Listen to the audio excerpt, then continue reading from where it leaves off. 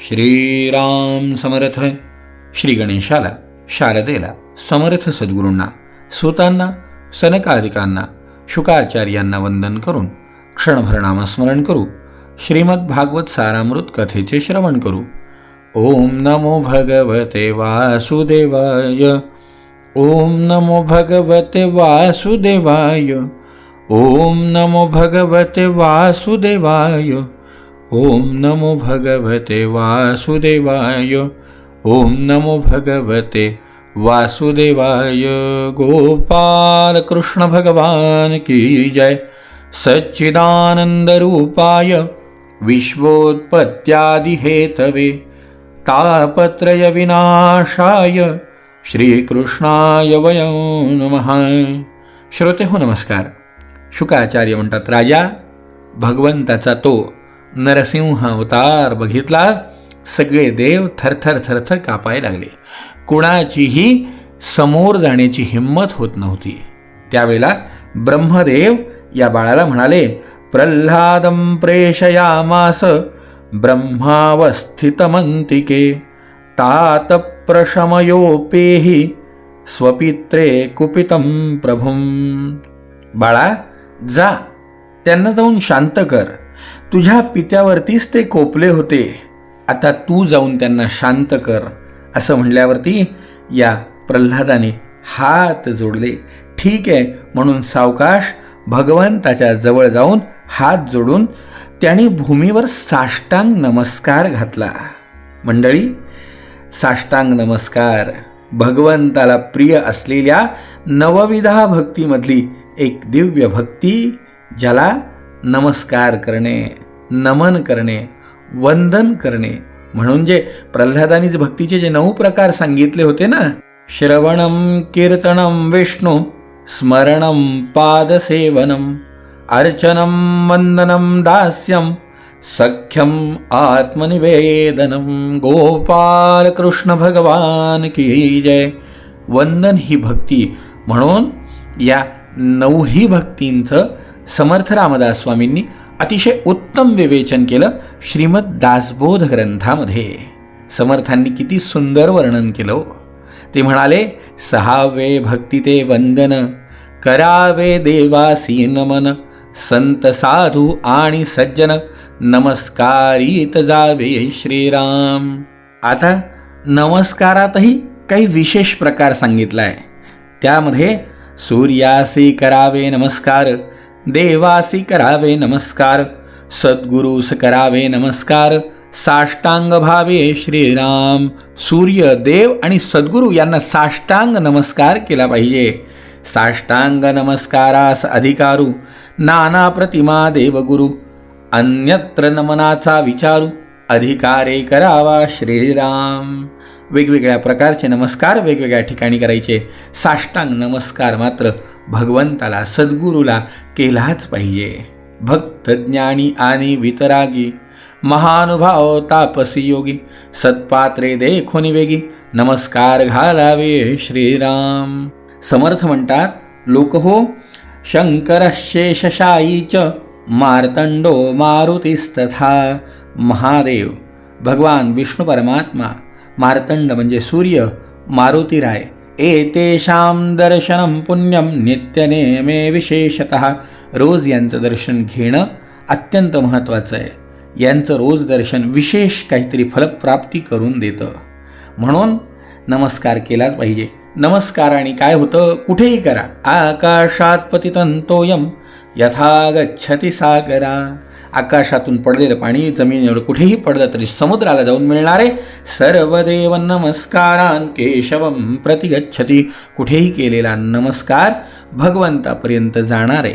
यांनी काय होणारे, नमस्काराच्या या साधा नमस्कार करणं या भक्तीने काय होणारे, तर समर्थ म्हणतात, नमस्कारे लीनता घडे, नमस्कारे विकल्प मोडे, नमस्कारे सख्य घडे, नाना सत्पात्री श्रीराम. नमस्कार केला तर लीनता अंगामध्ये येते, विकल्प मनातला कमी होतो, प्रीती सख्य एकमेकांबद्दल आदरभाव निर्माण होतो. नमस्कारे दोष जाती, नमस्कारे अन्याय क्षमती. एखाद्याच्यावर चुकून अन्याय झाला आणि आपण त्याला जर पुन्हा क्षमा मागितली, नमस्कार केला, तर त्यांनी तो अन्याय क्षमा केला जातो. नमस्कारे मोडली झडती समाधाने श्रीराम. म्हणून या कारणे अखंड देव भक्त वंदावे. नमस्कारे कृपा उचंबळे, नमस्कारे प्रसन्नता प्रबळे, नमस्कारे गुरुदेव ओळे साधकांवरी श्रीराम. निशेष करिता नमस्कार, नासती दोषांचे गिरीवर, आणि मुख्य परमेश्वर कृपा करी श्रीराम. नमस्काराची मुख्य फलप्राप्ती आहे. नमस्कारे पतित पावन, नमस्कारे संतांसी शरण, नमस्कारे जन्म मरण दुरी दुरावे श्रीराम. परम अन्याय करुणी आला, खूप चुका करून आला आणि साष्टांग नमस्कार घातला, तरी तो अन्याय क्षमा केला पाहिजे श्रेष्ठी श्रीराम. नमस्काराची फलप्राप्ती आहे. मग समर्थ म्हणतात, बरं नमस्कार करायचा म्हणल्यावर याच्यासाठी काय करावं लागतं? नमस्कारास वेचावे न लगे, काही लागत नाही. नमस्कारास कष्टावे न लगे, नमस्कारास काहीच न लगे. उपकरण सामग्री श्रीराम, काही उपकरण सामग्री काही लागत नाही. समर्थ म्हणतात, नमस्कारा ऐसे नाही सोपे. नमस्काराच्या इतकं सोपं दुसरं काय? नमस्कार करावा अनन्य रूपे, अनन्य रूपे नमस्कार केला पाहिजे. नाना साधनी साक्षेपे, कासयासी नावे श्रीराम. बाकीचे सगळ्या गोष्टी करायला तरी काहीतरी साधन लागतील, पण नमस्कार करण्यासाठी कोणतंही साधन गरजेचं नाही आहे. आणि हा नमस्कार जर करता आला तर साधक भावे नमस्कार घाली. जर श्रद्धेने भक्तीने नमस्कार केलाच, त्याची चिंता साधूस लागली. तो ज्याला नमस्कार करतो त्याला त्याची चिंता आहे सुगम पंथे नेमून घाली, जेथील तेथे श्रीराम.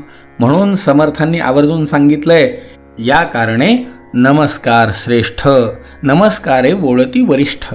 कितीही मोठा असला तरी तो नमस्काराने आपल्याला आपल्या अनुकूल करता येतो.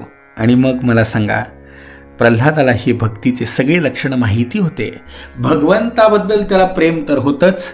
त्यांनी साष्टांग नमस्कार घातला, आणि ज्या वेळेला आपल्या चरणांवरती प्रल्हादाने साष्टांग नमस्कार घातलेला भगवान नृसिंहाने पाहिलं, त्यावेळेला स्वपादमूले पतितंतमर्भकं विलोक्य देव कृपया परिप्लुतः उत्थाप्य तच्छीर्ण्य दधात करांबुजं कालाहि वित्रस्तधियान कृताभयम.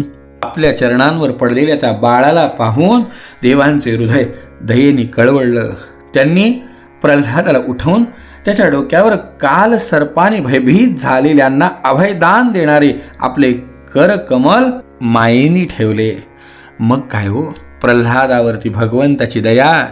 त्यांच्या करकमलाचा स्पर्श झाल्याबरोबर त्याचं सारं पाप धुवून गेलं. त्याला त्याच क्षणी परमात्म तत्वाचा साक्षात्कार झाला. त्यांनी मोठ्या प्रेमाने आणि आनंद विभोर होऊन भगवंताचे चरणकमल आपल्या हृदयात धारण केले.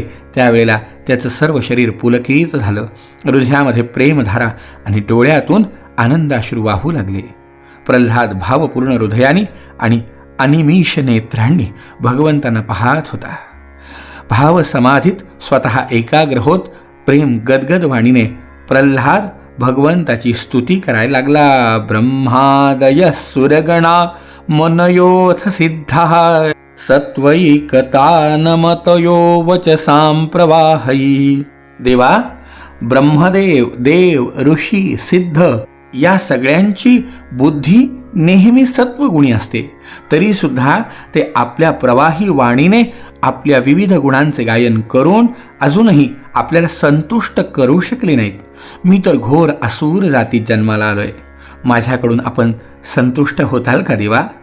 मला तर असं वाटतं की धन, कुलीनता, रूप, तप, विद्या, ओज, तेज, बल, पौरुष, प्रभाव, बुद्धी आणि योग हे सर्व गुण परमपुरुष भगवंतांना संतुष्ट करण्यासाठी पुरेसे नाहीत, परंतु भक्तीने मात्र भगवंत गजेंद्रावर सुद्धा संतुष्ट झाले होते. मग माझी इच्छा आहे, देवा, आपण माझ्यावर संतुष्ट व्हावं.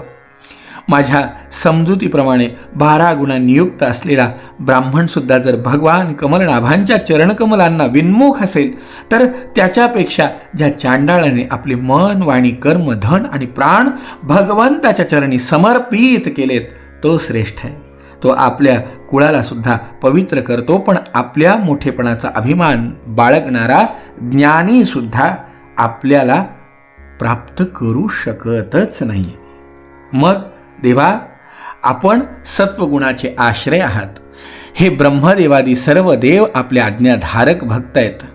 आम्हा दैत्यांप्रमाणे ते आपला द्वेष करीत नाही. प्रभो, आपण उत्तमोत्तम अवतार ग्रहण करून ह्या जगाचे कल्याण आणि अभ्युदय व्हावा, तसंच त्यांना आत्मानंद प्राप्त व्हावा म्हणून अनेक प्रकारच्या लीला करत असता.